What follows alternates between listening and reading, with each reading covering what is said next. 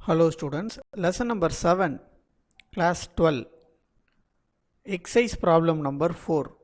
ஒரு important problem, concept oriented ஆன ஒரு problem. Direct formula வச்சு நம்ம solve பண்ணிடலாம். எப்படிங்கிறத பார்ப்போம். A beam of light of wavelength கொடுத்துருக்காங்க. wavelength உடைய வேல்யூ வந்து 600 nm. 600 nm எவ்வளோ நம்மளுக்கு 10 power minus 9 meter. From a distant source falls on a single slit of 1 millimeter. அப்ப ஸ்லிட்டோடைய சைஸ் எவ்வளவு கொடுத்திருக்காங்க? A வந்து எவ்வளவு? இதுதானே நம்மளுக்கு அந்த ஸ்லிட். இதோடைய சைஸ் எவ்வளவு கொடுத்திருக்காங்க நம்மளுக்கு? 1 millimeter. 1 millimeterனா என்னது? into 10 to the power of minus 3 மீட்டர்னு அர்த்தம். அடுத்து என்ன கொடுத்திருக்காங்க? அந்த resulting diffraction pattern is observed on the screen 2 meters away. இதுல இருந்து இதோட டிஸ்டன்ஸ் தான் நம்ம d ன்னு சொல்லுவோம். கரெக்ட்டா? அப்ப இந்த d எவ்வளவுன்னு சொல்றாங்க? d is equal to 2 meter. d is equal to 2 meter. Right. அப்ப வேற நெக்ஸ்ட் என்ன கண்டுபிடிக்க சொல்றாங்க? அப்ப what is the distance between the first dark fringe on either side of the central? அதாவது இங்க தான் நம்மளுக்கு சென்ட்ரல் பிரைட் கிடைக்கும். இந்த சைட்லயும் எவ்வளோ எனக்கு டிஸ்டன்ஸ் இருக்கு அப்படின்னு கேட்குறாங்க. Distance of the first dark fringes either side, ரெண்டு சைடும் கேட்குறாங்க. தட் இஸ் நம்ம கிட்ட என்ன கண்டுபிடிக்க சொல்றாங்க? ஒய்யோடைய வேல்யூவை ஃபைண்ட் அவுட் பண்ண சொல்றாங்க. சரி, என்ன ஃபார்முலா நமக்கு தெரியும்? அதை ஃபர்ஸ்ட் எழுதிடலாம். ஏ சைன் தீட்டா கரெக்டா ஈக்குவல் டு என் லாம்டா. கரெக்டா? இதுதானே நமக்கு தெரிஞ்ச ஃபார்முலா. எஸ், இதுதான் நமக்கு தெரிஞ்ச ஃபார்முலா. அப்ப இதை நம்ம எப்படி எழுதலாம்னா இன்னொரு விதமா நம்ம எழுதலாம். இந்த சைன் தீட்டாக்கு நீங்க வேல்யூ சப்ஸ்டிட் பண்ணீங்கன்னு வச்சுக்கோங்களேன். A Y divided by capital D equal to N லாம்டான்னு எடுத்துடலாம். இது ஒரு ஃபார்முலா. சைன் தீட்டாவுடைய ஃபார்முலா என்னது? ஆப்போசிட் பை ஹைபாட்னியூஸ்ல அந்த ரூல் படி நம்ம இந்த சைன் தீட்டாவை என்னன்னு மாத்திடலாம்? ஒய் பை டின்னு கூட மாத்திக்கலாம். ரைட். அப்ப இதுல நமக்கு என்னென்ன வேல்யூஸ் எல்லாம் வேணும் நமக்கு சப்ஸ்டிட் பண்ணலாம். என்ன சார் இடத்துல n இருக்கு, நீங்க n எதுவுமே சொல்லலையே அப்படின்னா என்னன்னு எடுத்துக்க சொல்றாங்க பாருங்க. First order. அப்ப என்னோட நம்பர் என்னது நம்மளுக்கு? 1. கிளியரா புரிஞ்சிச்சா? அவ்வளவுதான். இப்ப நம்ம ரீஅரேஞ்ச் பண்ணி நம்ம என்ன பண்ண போறோம்? we are going to solve. அப்ப ஃபைனலா எனக்கு இதை ரீஅரேஞ்ச் பண்ணா ஃபார்முலா எப்படி மாறும்? y is equal to n lambda கரெக்டா into capital D divided by a. கரெக்டா? எஸ், இப்படி தான் எனக்கு இந்த ஃபைனல் ஃபார்முலா கிடைக்கும். இதுதான் என்னுடைய formula.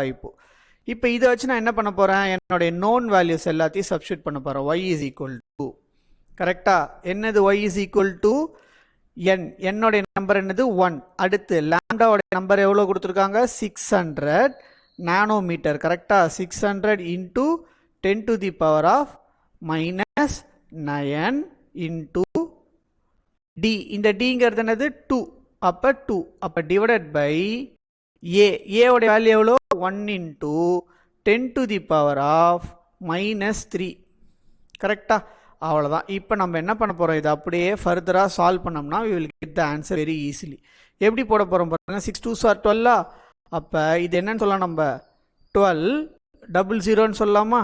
600 into 2 1200 into 10 to the power of minus 6. எப்படி சார் கீழே இருக்கிற 10 power minus 3 மேலே போச்சுன்னா 10 power plus 3 ரெண்டுத்தையும் சால்வ் பண்ண நமக்கு என்ன கிடைக்கும்? 10 power minus 6 அப்படின்னு கிடைக்கும்.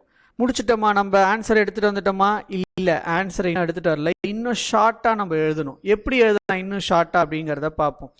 இப்போ y is equal to ஆக்சுவலா நீங்க தானே டெசிமல் இருக்கு. நான் 3 டெசிமலை லெஃப்ட் சைடு 1 2 3. அப்ப எனக்கு ஆன்சர் என்ன கிடைக்கும்? 1.2 into 10 to the power of minus 3 மீட்டர்னு கிடைக்கும். இதை நம்ம எப்படி ஷார்ட்டா எழுதலாம்னா இப்ப சொல்லும்போது எப்படி சொல்லலாம்னா y is equal to எப்படி சொல்லலாம்? 1.2 மில்லிமீட்டர்னு சொல்லலாம்ல. எஸ், சொல்லலாம். இப்ப பாருங்க, நம்ம என்ன வேல்யூ கண்டுபிடிச்சிருக்கோம்? நம்ம இந்த y உடைய வேல்யூ தான் கண்டுபிடிச்சிருக்கோம். ஆனா கொஸ்டின்ல என்ன கொடுத்துருக்காங்க? நம்ம கிட்ட சைடு ஆஃப் த வேல்யூன்னு கொடுத்துருக்காங்க. ரெண்டு சைடும் கண்டுபிடி. அப்ப ஆக்சுவல் டிஸ்டன்ஸ் நமக்கு என்ன கண்டுபிடிக்கணும்? இப்ப நம்ம எங்க எது வரைக்கும் கண்டுபிடிக்கணும்? இங்க இருந்து இந்த ஒய்ல இருந்து இந்த y வரைக்கும் கண்டுபிடிக்கணும். இது ஒரு y தானே வரும் நம்மளுக்கு. அப்போ y + y என்ன ஆகும்? 2y கிடைக்கும். அப்போ என்னுடைய ஃபைனல் ரிசல்ட் எப்படி மாறும் பாருங்க. இந்த இடத்துல ஃபைனல் ரிசல்ட்டு 2y அப்படிங்கிறது தான் என்னுடைய டிஸ்டன்ஸாக இருக்கும், டோட்டல் டிஸ்டன்ஸ். அப்போ 2y உடைய ஆன்சர் எனக்கு என்ன கிடைக்கும்? 2 × 1.2 மில்லிமீட்டர். அப்போ என்னுடைய டோட்டல் டிஸ்டன்ஸ் எப்படி கவர் ஆகிருக்குன்னா, தட் இஸ் கேபிட்டல் Y. கரெக்டாக capital Y is equal to 2 times of small y. That is அப்போ ஃபைனலாக என்னுடைய டோட்டல் டிஸ்டன்ஸ் எவ்வளோ இருக்கும்? 2.4 மில்லிமீட்டர்னு கிடைக்கும். 2.4 மில்லிமீட்டர்னு கிடைக்கும். It's a very important problem. ரொம்ப பொறுமையாக நீங்கள் சால்வ் பண்ணால் போதும். பேசிக் ஃபார்முலாஸ் எல்லா கிவன் டேட்டாஸும் நமக்கு கொடுத்துட்டாங்க.